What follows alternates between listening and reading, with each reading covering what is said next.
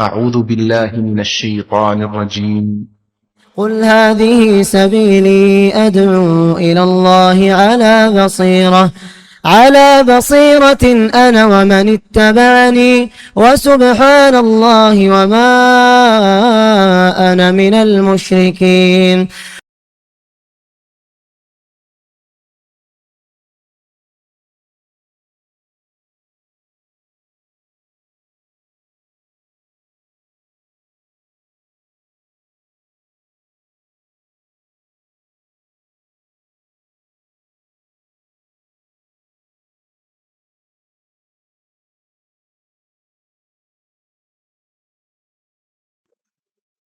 إن الحمد لله نحمده ونستعينه ونستغفره ونعوذ بالله من شرور أنفسنا ومن سيئات أعمالنا.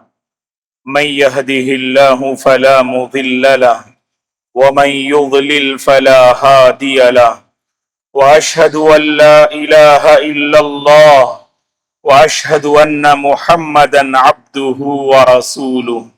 أما بعد، فأعوذ بالله من الشيطان الرجيم. يا أيها الذين آمنوا اتقوا الله حق تقاته ولا تموتن إلا وأنتم مسلمون.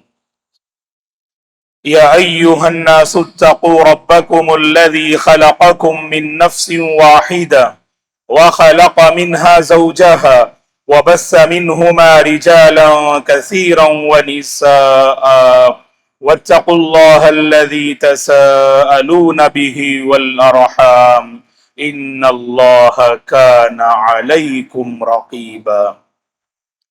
يا أيها الذين آمنوا اتقوا الله وقولوا قولا سديدا يصلح لكم أعمالكم ويغفر لكم ذنوبكم، ومن يطع الله ورسوله فقد فاز فوزا عظيما. فإن خير الحديث كتاب الله، وخير الهدي هدي محمد صلى الله عليه وسلم، وشر الأمور محدثاتها، وكل محدثة بدعة، وكل بدعة ضلالة، وكل ضلالة في النار. فأعوذ بالله من الشيطان الرجيم. وَلَقَدْ خَلَقْنَا الْإِنسَانَ وَنَعْلَمُ مَا تُوَسْوِسُ بِهِ نَفْسُهُ وَنَحْنُ أَقْرَبُ إِلَيْهِ مِنْ حَبْلِ الْوَرِيدِ إِذْ يَتَلَقَّى الْمُتَلَقِّيَانِ عَنِ الْيَمِينِ وَعَنِ الشِّمَالِ قَعِيدٌ مَا يَلْفِظُ مِنْ قَوْلٍ إِلَّا لَدَيْهِ رَقِيبٌ عَتِيدٌ وَجَاءَتْ سَكْرَةُ الْمَوْتِ بِالْحَقِّ ذلك ما كنت منه تحيد ونفخ في الصور ذلك يوم الوعيد وجاءت كل نفس معها سائق وشهيد لقد كنت في غفلة من هذا فكشفنا عنك غطاءك فبصرك اليوم حديد وقال قرينه هذا ما لدي عتيد القيا في جهنم كل كفار عنيد مناع للخير معتد مريب الذي جعل مع الله إلها آخر فألقياه في العذاب الشديد قال قرينه ربنا ما أطغيته ولكن كان في ضلال بعيد قال لا تختصموا لدي وقد قدمت إليكم بالوعيد ما يبدل القول لدي وما أنا بظلام للعبيد إن عدة الشهور عند الله 12 شهرا في كتاب الله يوم خلق السماوات والأرض منها 4 حرم ذلك الدين القيم فلا تظلموا فيهن أنفسكم. ہر قسم کی تعریف، بزرگی اور بڑائی اس اللہ وحدہ لا شریک کے لیے ہے جس نے اس ساری کائنات کو پیدا کیا۔ درود اور سلام ہو رحمت للعالمین خاتم النبیین محمد عربی صلی اللہ علیہ وسلم پر، جنہوں نے اپنی امت کی ہر معاملے میں رہنمائی فرمائی۔ صحابہ اکرام رضوان اللہ علیہم اجمعین، تابعین، تبع تابعین، تمام مومن مرد اور عورتوں پر اللہ کی رحمت اور اس کی سلامتی ہو، آمین۔ محترم بزرگوں، نوجوانوں، عزیز بچوں اور قابل احترام میری ماں اور بہنوں، ہم اور آپ محرم الحرام کے مہینے میں سانس لے رہے ہیں۔ یہ مہینہ اسلامی تاریخ کا پہلا مہینہ ہے۔ ہجری اعتبار سے اس مہینے کو پہلا مہینہ قرار دیا جاتا ہے۔ اللہ تبارک و تعالی نے جب سے آسمان و زمین کی تخلیق فرمائی، اسی وقت اللہ تبارک و تعالی نے یہ فیصلہ کر دیا سال کے 12 مہینے ہوا کریں گے۔ ان 12 مہینوں میں شریعت کے نزدیک 4 مہینے حرمت والے مہینے قرار دیے جاتے ہیں۔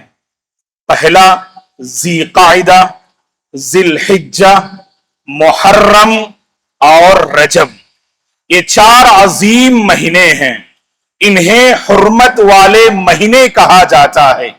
اہل علم نے کہا احادیث کی روشنی میں حرمت والے مہینے کا مطلب یہ ہے کہ ان مہینوں میں خصوصی طور پر ہر مسلمان کو چاہیے اپنے آپ کو گناہوں سے دور رکھے، اللہ کو راضی کرے، ہر کار خیر میں آگے بڑھے، اس حرمت کی پامالی نہ کرے، گناہوں کے ذریعے، نافرمانیوں کے ذریعے، ظلم و بربریت کے ذریعے، قتل و غارت گری کے ذریعے، فحاشی اور بے حیائی کے ذریعے اللہ کی خاطر ان مہینوں کی حرمتوں کی پامالی نہ کرنا، ان مہینوں کی حرمتوں کو ختم نہ کرنا۔ عام مہینوں میں بھی ہم اور آپ گناہوں سے دور رہیں گے، لیکن اس مہینے میں جو محرم کا مہینہ ہے اور بقیہ 3 مہینے جو حرمت والے مہینے قرار دیے جاتے ہیں، ان 4 مہینوں میں اپنے آپ کو زیادہ سے زیادہ نیکیوں اور طاعات کے میدان میں آگے رکھیں، گناہوں سے دور رکھنے کی کوشش کریں۔ اس مہینے کو جس میں ہم اور آپ ہیں، محرم کا مہینہ اللہ کا مہینہ ہے۔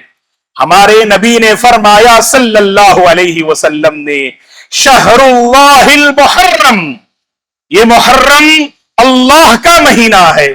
ویسے ہر مہینہ اس کا خالق اللہ ہی ہے، لیکن اس مہینے کی فضیلت، اس مہینے کے شرف، اس مہینے کی اہمیت، اس مہینے کی حرمت کو واضح کرتے ہوئے ہمارے نبی نے فرمایا، اے اللہ کے بندو، یہ محرم کا مہینہ اللہ کا مہینہ ہے۔ جیسے ہر مسجد اللہ کا گھر ہے، ہر مسجد اللہ کا گھر ہے، لیکن خصوصیت کے ساتھ خانہ کعبہ کو بیت اللہ قرار دیا جاتا ہے تاکہ اس گھر کی اہمیت، شرف اور فضیلت کو واضح کرنے کے لیے۔ لہذا ہم اور آپ اس مہینے کی حرمت کا پاس و لحاظ رکھیں۔ تاریخی ناحیے سے دوستو، اس مہینے سے جڑے 3 اہم واقعات ہیں۔ تاریخی ناحیے سے اگر آپ محرم کی تاریخ پر نظر ڈالیں تو 3 اہم واقعات اسلامی تاریخ میں رونما ہوئے۔ پہلا واقعہ ہجرت کا ہے، جو آج سے 1440 پر 7 سال پہلے یہ واقعہ پیش آیا۔ ہم اور آپ ہجری حساب سے 1440 پر 8 میں داخل ہو چکے ہیں، تو گویا کہ 1447 سال پہلے کا واقعہ ہے۔ اللہ تعالیٰ نے نبی کو حکم دیا وہ مکہ چھوڑ کر مدینے کی جانب ہجرت کرے۔ 13 سال نبی بنائے جانے کے بعد اللہ کے نبی نے مکہ کی سرزمین میں اللہ کے بندوں کو اللہ سے ملانے کی آپ نے کوشش کی، توحید کا پیغام لوگوں کو سنایا، لوگوں کے دلوں سے شرک نکالنے کی آپ نے کوشش کی، اور اس کے بعد اللہ کا حکم آیا تو آپ مکہ سے مدینہ کی جانب ہجرت کر بیٹھے۔ عمر بن خطاب رضی اللہ عنہ جیسا کہ آپ جانتے ہیں اپنے دور خلافت میں انہوں نے بڑے عظیم کارنامے انجام دیے۔ ان میں سے ایک عظیم کارنامہ یہ ہے، اسلامک کیلنڈر کو ترتیب دینے والے عمر بن خطاب رضی اللہ عنہ ہیں۔ صحابہ سے مشورہ کرنے کے بعد سفر ہجرت کو بنیاد بنایا عمر بن خطاب رضی اللہ عنہ نے۔ اس کی اہم وجہ یہ ہے، اس کا اہم ریزن یہ ہے، ہماری تاریخ کا ایک سنہرا چیپٹر ہجرت کا چیپٹر ہے، وہیں سے انقلابی تاریخ ہمارے نبی نے رقم فرمائی صلی اللہ علیہ وسلم نے۔ مدنی زندگی پوری امت کے حق میں ٹرننگ پوائنٹ ہے۔ انقلابی تاریخ ہجرت کے بعد شروع ہوتی ہے۔ اللہ اکبر، 10 سالہ مختصر سی زندگی میں ہجرت کے بعد جو مدنی زندگی ہے، اللہ کے نبی نے پوری تاریخ کو بدل کے رکھ دیا۔ حجۃ الوداع کے موقع پر اللہ کے نبی کا جو پہلا اور آخری حج تھا، 1 لاکھ سے زائد صحابہ اللہ اکبر میدان عرفہ میں جمع ہوتے ہیں اور اللہ کے نبی ان سے مخاطب ہوتے ہیں۔ ہجرت کے بعد ہماری تاریخ بدلتی ہے، ہماری تاریخ سنورتی ہے، ہماری تاریخ نکھرتی ہے دوستو۔ اور ہجرت کے حوالے سے ایک بات میں آپ سے کہوں گا، ویسے ہجرت ایک مستقل ٹاپک ہے، لیکن محرم کی مناسبت سے ہجرت کا واقعہ ہمیں یاد آتا ہے۔ اس مناسبت سے ایک پیغام آپ لیتے چلیں۔ ہجرت کا عظیم پیغام یہ ہے کہ امت مسلمہ دنیاوی اور اخروی ناحیے سے اگر کامیاب ہونا چاہتی ہے تو پری پلان کرنا چاہیے، منصوبہ بندی کے ساتھ زندگی گزارنا چاہیے۔ ہماری صبح، ہماری شام پری پلان کے ساتھ ہو، اللہ کی قسم کامیابی مقدر ہے۔ ہمارے نبی نے ہجرت کے واقعے سے امت کو یہی پیغام دیا۔ آج بہت سارے اللہ کے بندے ایسے ہیں، خاص کر میں نوجوانان ملت سے اپیل کروں گا، اسکول اور کالجز میں پڑھنے والے طلبہ اور طالبات سے اپیل کروں گا، آپ کے پاس ایک تخطیط ہونی چاہیے، آپ کے پاس ایک پری پلان ہونا چاہیے۔ آپ کا مستقبل کیسا ہو، کہاں ہو، اس کے لیے کیسی محنت کرنی ہے، کن چیزوں کو اپنانا چاہیے، کن چیزوں سے بچنا چاہیے، کون سا میدان آپ کے لیے مناسب ہے، یہ جب تک پری پلان نہ ہو، یاد رکھیں ہمارے طلبہ اور طالبات ایجوکیشن کے میدان میں کبھی کامیاب نہیں ہو سکتے۔ اسی لیے میں بڑوں سے ادباً گزارش کروں گا، اپنے بچوں اور نوجوان نسل کے ساتھ بیٹھ کر کاؤنسلنگ کیجئے گا، ان کی ذہن سازی کیجئے گا۔ کاؤنسلنگ کا واقعہ کب ہمیں یاد آتا ہے؟ مئی کے مہینے میں یاد آتا ہے، اپریل کے مہینے میں یاد آتا ہے، جب تعلیم ختم ہو جاتی ہے تو کاؤنسلنگ وہاں یاد آتی ہے۔ نہیں اللہ کے بندو، جب تعلیم شروع ہوتی ہے تب کاؤنسلنگ کیجئے گا۔ پورا سال وہ خود کو بنا سکتے ہیں، اپنے مستقبل کو سنوار سکتے ہیں۔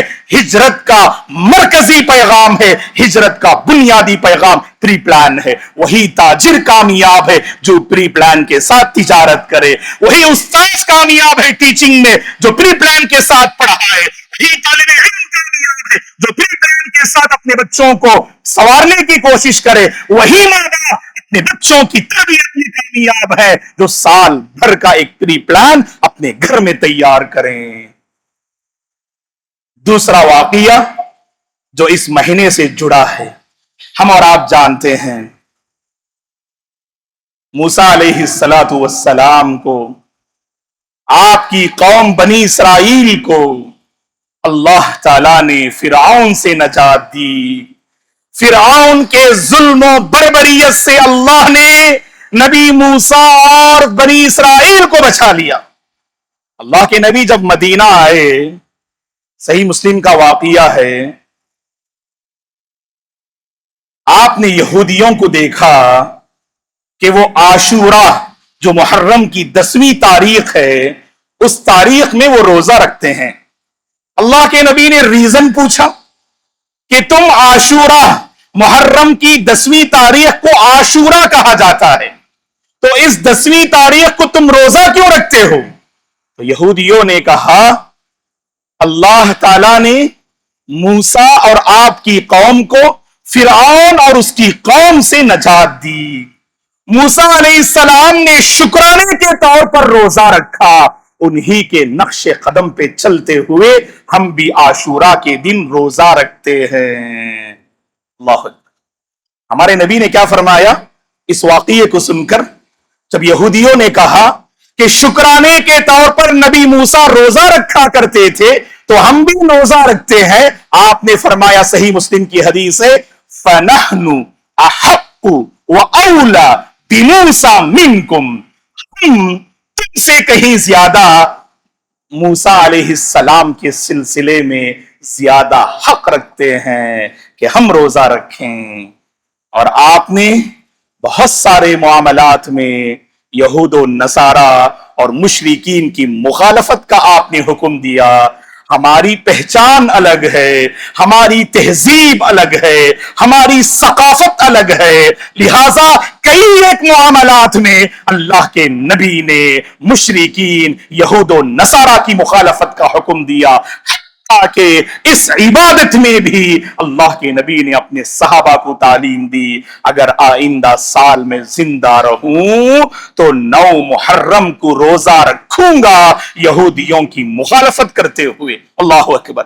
تو عاشورہ یہ 10ویں تاریخ کا روزہ باقی ہے، اس کا ثواب کیا ہے؟ یکفر السنۃ الماضیہ، پچھلے 1 سال کے گناہوں کا کفارہ ہے، صرف ایک دن آپ روزہ رکھیں اور یہودیوں کی مخالفت کرنے کا ثواب آپ کو ملے گا۔ اگر آپ نے 9 محرم کو روزہ رکھا تو گویا کہ مسنون ہے اللہ کے بندو، ہم اور آپ 9 اور 10 محرم روزہ رکھیں۔ 9 محرم روزہ رکھنے سے مخالفت کرنے کا ثواب ملے گا، اور 10 محرم کو روزہ رکھنے سے 1 سال کے، پچھلے 1 سال کے گناہ جو چھوٹے چھوٹے گناہ ہیں وہ معاف ہو جائیں گے اور بخش دیے جائیں گے۔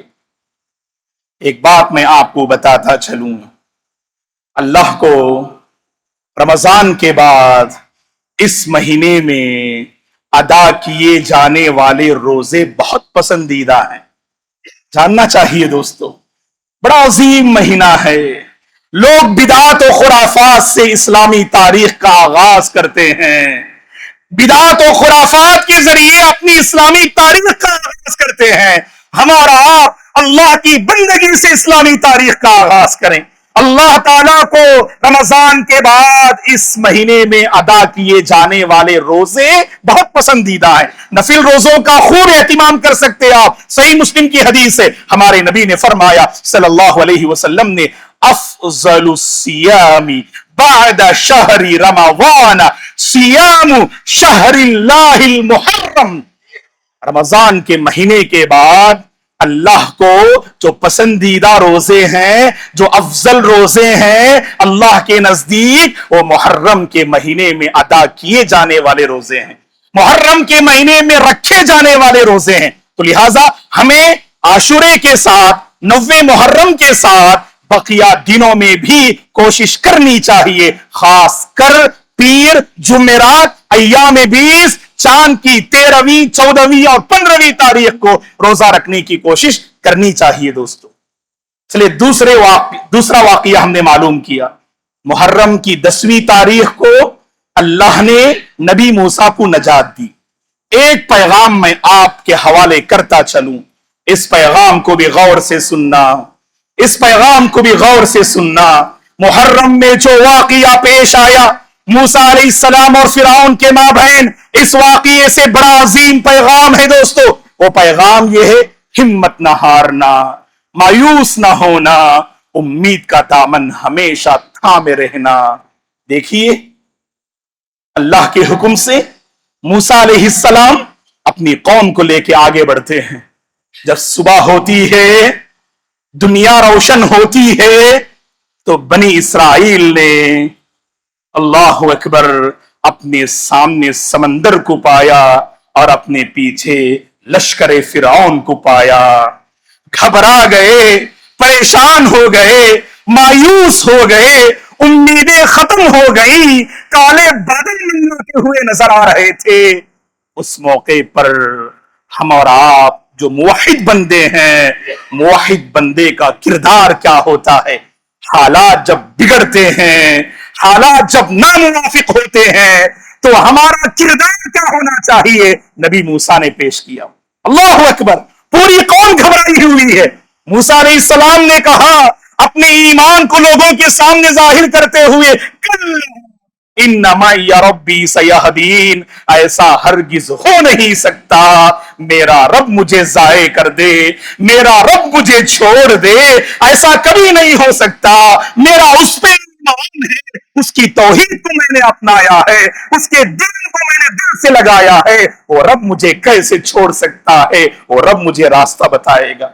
آج لوگ گھبرانے کی باتیں کرتے ہیں، ڈرانے کی باتیں کرتے ہیں، خوفناک مناظر دکھاتے ہیں۔ اللہ کے بندو، ہندوستان کے ماحول میں ہمیں گھبرانے کی ضرورت نہیں، ہمارا مستقبل ہے، ہمارا فیوچر ہے، ہمارا روشن باب ہے ہندوستان میں۔ بس امید کے ساتھ محنت کرنی ہے، خود کو سنبھالنا ہے، دین پہ قائم رہنا ہے، اخلاق کے راستے پہ چلنا ہے۔ اس کے بعد دیکھیے ہندوستان کے حالات کیسے بدلتے ہیں۔ اللہ کی قسم، موسیٰ کی قوم نے فرعون کے سامنے جو زمانہ پایا، وہ زمانہ تو آج نہیں ہے دوستو، اس سے بدتر زمانہ تو یہ نہیں ہے۔ لیکن یاد رکھیں، اگر ہم مایوس ہو جائیں تو مٹانے کے لیے باہر کی ہوائیں نہیں، ہماری کمزوری کافی ہے، ہماری مایوسی کافی ہے ہمیں مٹانے کے لیے۔ پیغام یہ ہے، امید کے ساتھ جئیں، آگے بڑھیں، پازیٹیو سوچ پھیلائیں، پازیٹیو سوچ پھیلائیں، نگیٹیو سوچ نہ پھیلائیں۔ ایک بندہ ہمت کر کے آگے بڑھتا ہے، ایسا خوف دلاتے ہیں آپ، اس کی ہمتیں ٹوٹ جاتی ہیں۔ یہ نہیں ہونا چاہیے۔ تیسرا اور آخری واقعہ جو اس مہینے سے جڑا ہے، سب جانتے ہیں، کربلا کے میدان میں حسین بن علی رضی اللہ عنہ کی شہادت محرم کی 10ویں تاریخ کو ہوئی۔ یہ تاریخ کا ایسا واقعہ ہے جسے بھلایا نہیں جا سکتا، جسے انکار نہیں کیا جا سکتا۔ اسی مہینے میں واقعہ پیش آیا، محرم کی 10ویں تاریخ کو حسین بن علی رضی اللہ عنہ میدان کربلا میں شہید ہو گئے۔ اب آپ دیکھیے گا، ہم بھی اس پر دکھی ہیں، افسوس کا اظہار کرتے ہیں، حضرت حسین بن علی رضی اللہ عنہ سے محبت کا اظہار کرتے ہیں، یہ ایمان کا حصہ ہے، لیکن ماتم منانا، 10ویں تاریخ کو خصوصیت کے ساتھ تعزیت نامہ، تعزیت خانے کا اہتمام کرنا، اللہ کی قسم شریعت میں اس کا کہیں ثبوت نہیں ہے۔ یہاں پر 2 فرقے بڑھ گئے، اللہ ہدایت دے۔ ایک فرقہ حضرت حسین رضی اللہ عنہ کی شہادت کو لے کر ماتم منانے لگا، خود کو تکلیفیں دینے لگا، اپنے جسم کو زخم آلود کرنے لگا، اپنے چہروں پہ تماچے مارنے لگا، اپنی قمیصوں کو پھاڑنے لگا، خود کو خون آلود کرنے لگا۔ یہ فرقہ جسے شیعیت کا فرقہ کہا جاتا ہے، اللہ ہدایت دے، اللہ صحیح سمجھ عطا فرمائے۔ صحیح مسلم کی وہ حدیث میرے اور آپ کے ذہن میں ہونی چاہیے۔ اللہ کے نبی نے فرمایا صلی اللہ علیہ وسلم نے، لیس منا من لطم الخدود وشق الجیوب بدعوت الجاہلیہ، اس کا تعلق ہم سے ہو نہیں سکتا جو کسی کی وفات کے بعد اپنے چہرے کو مارنے لگے، اپنے گریبان کو اور اپنی قمیص کو پھاڑنے لگے، جاہلیت کے نعرے لگانے لگے۔ اللہ کی قسم، اس کا دین محمد سے کوئی تعلق نہیں ہو سکتا۔ ایک فرقے نے ماتم کے نام پر دین کو بدنام کرنے کی کوشش کی، اور دوسرا فرقہ جسے ناصبہ فرقہ کہا جاتا ہے، جنہیں نواصب کہا جاتا ہے، یہ فرقہ حسین رضی اللہ عنہ اور اہل بیت سے اس فرقے کو دشمنی ہے، اور دشمنی کو ظاہر کرتے ہوئے عاشوراء جو محرم کی 10ویں تاریخ ہے، یہ فرقہ خوشیاں مناتا ہے، یہ فرقہ حلوے تقسیم کرتا ہے، یہ فرقہ نئے کپڑے پہن کر خوشی کا اظہار کرتا ہے، کیونکہ میدان کربلا میں حضرت حسین کی شہادت ہوئی۔ اللہ ہدایت دے ان 2 فرقے والوں کو بھی۔ اللہ نے مجھے اور آپ کو دوستو دین اسلام سے نوازا ہے۔ اس دین کی خوبی کیا ہے معلوم؟ ہماری خوشی کیسی ہو، ہمارا غم کیسا ہو، شریعت نے واضح کیا۔ اللہ اکبر۔ کسی کا انتقال ہو جائے، 3 دن سے بڑھ کر ظاہر نہیں کر سکتے ہیں، آپ دکھ ظاہر نہیں کر سکتے ہیں، چہ جائے کہ آپ خود کو تکلیف دے اور چہرے پہ تماچے اور اپنی قمیصوں کو پھاڑتے ہوئے اپنے جسم کو آپ نقصان پہنچانے لگے۔ اللہ اکبر۔ شریعت کی یہ پاکیزہ تعلیم ہے۔ جہاں پر حضرت حسین کی شہادت ہوئی رضی اللہ عنہ کی، وہیں بڑے بڑے صحابہ ہیں جن کی شہادت ہوئی، ان کی شہادت کی داستانیں تاریخ کی کتابوں میں موجود ہیں۔ اگر ماتم کرتے بیٹھ جائیں تو پورا سال صرف ماتم کا ہوگا دوستو۔ اللہ کی قسم اس ماتم کا دین سے کوئی تعلق نہیں۔ بس اس تیسرے واقعے سے ایک پیغام دے کر ہم اپنی بات ختم کر دیں گے، غور سے سننا۔ اس تیسرے واقعے سے پیغام یہ ہے، صحیح عقیدہ سیکھیں اللہ کے بندو، اللہ کی بندیوں، توحید سیکھیں، صحیح عقیدہ سیکھیں، اپنے آپ کو کتاب سنت کے حوالے کریں۔ جب معلوم ہے یہ خلاف سنت ہے، یہ خلاف دین ہے، خلاف شریعت ہے، اللہ کے واسطے توبہ کر لو، اللہ کے واسطے توبہ کر لو، ہماری آخرت بن جائے گی، ہم اپنی قبر میں کامیاب ہو جائیں گے، ہم اپنی قبر میں کامیاب ہو جائیں گے۔ سے اللہ دوبارہ توحید کا موقع نہیں دے گا، کتاب سنت کا موقع نہیں دے گا۔ اس لیے اللہ نے پاکیزہ دین عطا کیا ہے، لیلھا کنہاریھا لا یزیغ عنہا الا ہالک۔ اتنا واضح دین ہے، یہ بڑا روشن ہے، چمکدار ہے، اس کی راتیں بھی دن کی مانند چمکدار ہیں۔ اس لیے دوستو عقیدہ پہ توجہ دو، کتاب و سنت پر عمل کرنے کا جذبہ اپنے اندر پیدا کرو، بدعت سے آج ہی اور ابھی توبہ کرو، خلاف شریعت سے آج ہی اور ابھی توبہ کرو، تبھی ہمیں سنت کا راستہ ملے گا، ہدایت کا راستہ ملے گا، توحید کا راستہ ملے گا۔ اللہ سے ہم دعا کرتے ہیں، اللہ تبارک و تعالی مجھے اور آپ کو اس مہینے کی قدر کرنے کی توفیق عطا فرمائے۔ عاشورے کا روزہ اور 9 محرم کا روزہ، ان 2 روزوں کا خصوصی طور پر اہتمام کرنے کی اللہ توفیق عطا فرمائے۔ اللہ ہمارے روزوں کو قبول فرمائے، اللہ ہماری عبادتوں کو قبول فرمائے۔ اللہ کے وہ بندے جو دین کے نام پر دین کو بدنام کر رہے ہیں، اللہ انہیں دین کی سمجھ عطا فرمائے۔ اللہ کے وہ بندے جو سنت کے نام پر راہ بدعت کو اختیار کیے ہوئے ہیں، اللہ ان کے سینوں کو سنت کے لیے کھول دے، اللہ ان کے سینوں کو ہدایت کے لیے کھول دے۔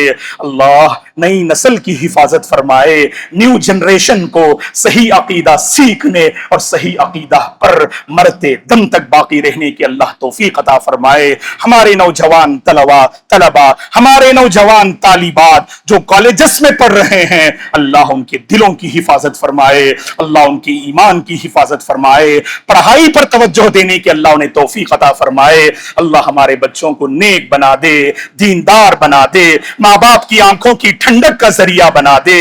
وہ شوہر اور بیوی جو بے اولاد ہیں، اللہ تعالیٰ ان کے حق میں نیک اولاد کے فیصلے فرمائے۔ ہمارے نوجوان لڑکے اور لڑکیاں جو شادی کے مرحلے میں قدم رکھ چکے ہیں، اللہ ان کے حق میں نیک جوڑے کے فیصلے فرمائے۔ جہاں کہیں لوگ امن سے محروم ہیں، اللہ تعالیٰ انہیں امن کا سایہ نصیب فرمائے، امن کی نعمت اللہ انہیں نصیب فرمائے۔ ہم میں سے جو بیمار ہیں، اللہ تعالیٰ صحت کے فیصلے فرمائے، شفا عاجلہ اور کاملہ نصیب فرمائے۔ اللہ تعالیٰ بیماروں کو شفا عاجلہ اور کاملہ نصیب فرمائے۔ اللہ ہم سب کو صحت والی زندگی نصیب فرمائے، عافیت والی زندگی نصیب فرمائے، چین و سکون والی زندگی نصیب فرمائے۔ کتاب و سنت پر عمل کرنے کی اللہ تعالی ہم سب کو توفیق عطا فرمائے۔ مرتے دم تک اللہ کتاب و سنت صحیح عقیدہ پر باقی رکھے، اسی کتاب و سنت اور صحیح عقیدہ پر اللہ خاتمہ نصیب فرمائے۔ آمین۔ اقول قولی ھذا واستغفر اللہ لی ولکم ولسائر المسلمین من کل ذنب فاستغفروہ انہ الغفور الرحیم۔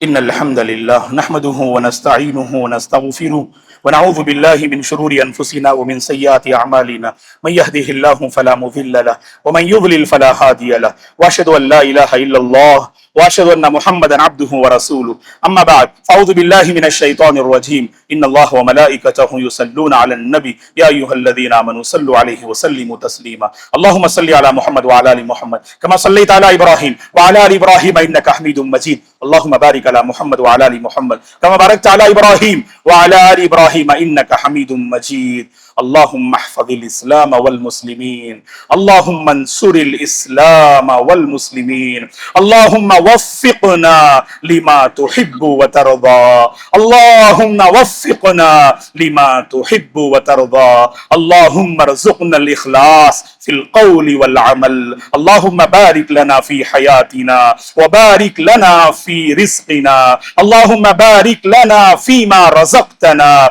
اللهم بارك لنا في أعمالنا، اللهم أرنا الحق حقا وارزقنا اتباعه وارنا الباطل باطلا وارزقنا اجتنابه، اللهم إنا نسألك الهدى والتقى والعفاف والغنى، اللهم ارحم موتانا وموتى المسلمين، اللهم اشف مرضانا ومرضى المسلمين، اللهم اشف مرضانا ومرضى المسلمين. عباد الله رحمني ورحمكم الله، أعوذ بالله من الشيطان الرجيم. إن الله يأمر بالعدل والإحسان وإيتاء ذي القربى وينهى عن الفحشاء والمنكر والبغي يعظكم لعلكم تذكرون. اذكروا الله العظيم يذكركم ولذكر الله تعالى أكبر والله يعلم ما تصنعون.